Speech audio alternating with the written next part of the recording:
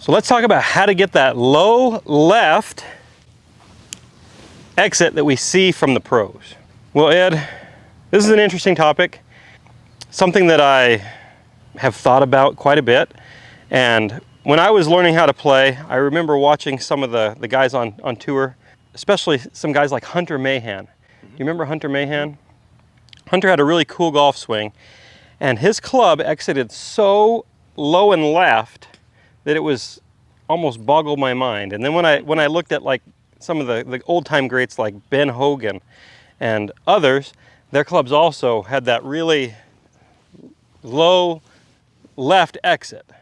And I always strive to have it, but in my own personal golf swing, I can't quite match what they do.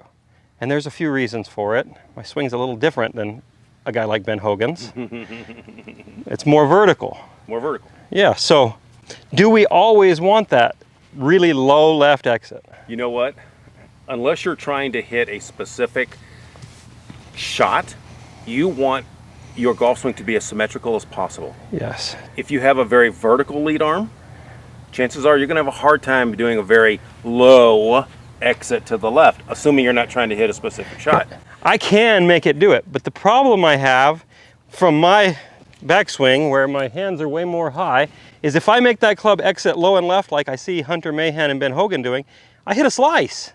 Because it's not symmetrical. It's not symmetrical. Yeah, because it doesn't match my symmetry. And if you're someone like me who has, you know, a lower lead arm, it's a lot easier for me to exit over here versus me to exit with my hands super high, because then that would cause a big floaty hook. Yeah. So I think a lot of your exit is predetermined by the arm plane in the backswing. Yes, so if you're a more upright swinger, like Jack Nicklaus versus a Ben Hogan. Ben Hogan was very, very flat. Jack Nicklaus was more vertical.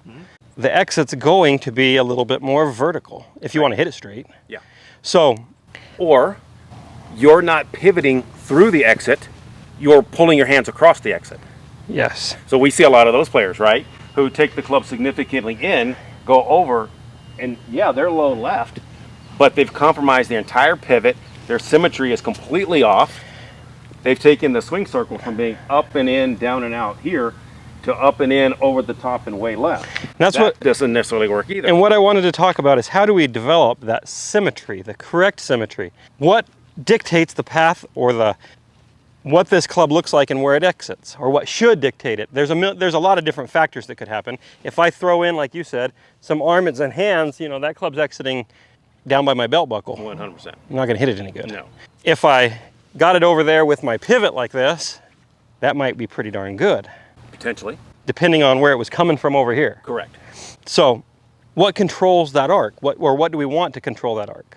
Well, some of it is physically dependent. Yeah. Like you have a unique frame, especially with the length of your arms. You're never, or very unlikely, to have a lead arm that's flattish across your shoulder plane. I can't even put it there. It hurts. It hurts you physically. Your arm is so long. Me, I'm like a T-Rex, and for me, that's the only place it can go. So we're built completely different. So I can't do what you do, and you wouldn't want to do what I do. Yeah. But so I think a lot of it is where you physically are. Now that doesn't mean with time and training and practice that you can't bend and turn and get the spot in a more vertical, even if you have shortish arms. I'm not saying that. But the way your body naturally pivots, you have to use a ground force that's matching your arm plane to create a most efficient acceleration on the club. So for me, with my arms being lowish, if I go vertical, if I go horizontal hard, my low point is going to be a mile back here. So I have to jump, and then I can't rotate. For me, with my arm plane, I have to actually push this way to let that club kick out. But you're very vertical because your arms are very vertical. And so I also don't have a lot of linear motion in my swing, like almost none. Yeah.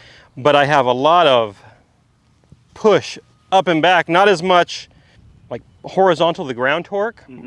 Mine is more on a matching my vertical plane a little bit more. So a little bit more that way, which makes that golf club then slingshot and exit a little bit more up the arc. Up and left. Up and left. Yeah. So it's not, we don't really ever want to see this golf club going out to the right. That would be a bad idea. Although we do teach those people who are so significantly the other way, we ask them to feel that, to try to zero them out some amount. Well, yeah, it all depends on where a person's coming from. Exactly. But if we're just looking at the swing, we want this thing to move with symmetry, so we don't ever really want the club to do that, though it might need to feel like that for some. We really want this golf club to follow a nice arc. And the thing that makes the club follow a nice arc is a pivot that's moving in a nice arc.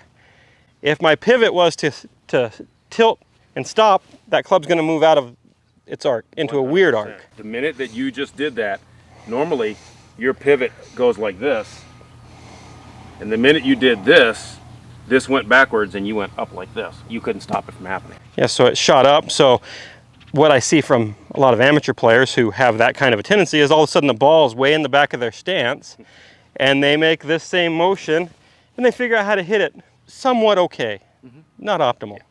So Ed, we've got to show them a couple of different motions here.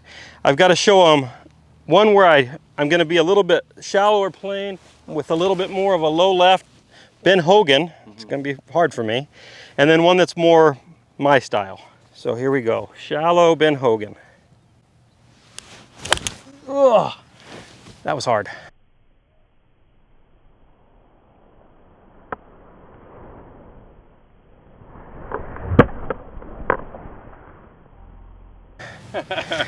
Okay, now me.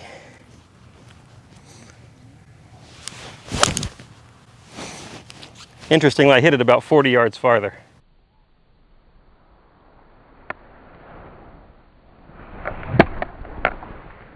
Well, and about 80 feet higher. If our goal is to get this club to swing around and exit a little bit more around, which for most people I say that is a good goal, how do we want to do it? Well, first off, let's get the arm plane in a nice spot in the backswing. Let's just say that that's already under control. We've got this nice backswing, we've got the arm plane where we want it. Now, what is the key for me to be able to get this golf club to swing around correctly? Most people, when they start pushing off trail side to try to get pressure forward, that sends their upper body back this way and they're dead. So as you're loading correctly in your backswing with a reasonable backswing, as you load into your trail hip and it sends your pressure back to the left, now you can push and this lead leg away, send this on its arc over here to its planed finish. A symmetrical plane from where you started to where you're finishing. Awesome. So the way I'm pivoting my body is what's actually directing my hands and the club into the arc I wanted. Exactly. That's the answer I was trying to get at.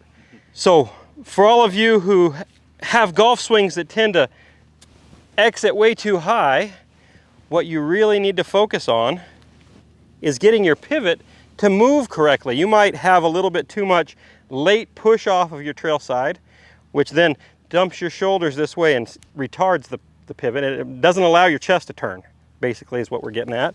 If my chest can't turn, the club's got to do that. So we've got to make sure our chest can continue on its way around the circle. And you can't pull down. So if you go to the top and you immediately pull down this way, it sent your hip forward and sent your chest back, and now you're dumped under, and now you have to exit. Yeah, so if I put a massive force with my arms like this, yes, that's what it will do to my body. So if I swing it back like this and I throw a massive force at it with my arms, now I'm trapped and I can't get my chest out of the way. So my hands are going to do that and shoot up. So we need to really feel the timing of the motion as I'm changing directions. I land while the club is still finishing this last little bit of its wind up. And now I can take my whole lead side and I can move it away from the golf ball. And when I do that, that slings the club out and around the arc I wanted on. On the symmetrical arc that you started at. And I didn't do any of it with my hands necessarily. No. My hands' job is a little different role. They control this thing. Yes, exactly. Okay, so hopefully you liked that video. If you did, please hit the like and subscribe button. Please come visit us at milolinesgolf.com. You can find Ed there on milolinesgolf.com. You can schedule lessons with him live in person and online, right? Yes. Awesome. So come visit us.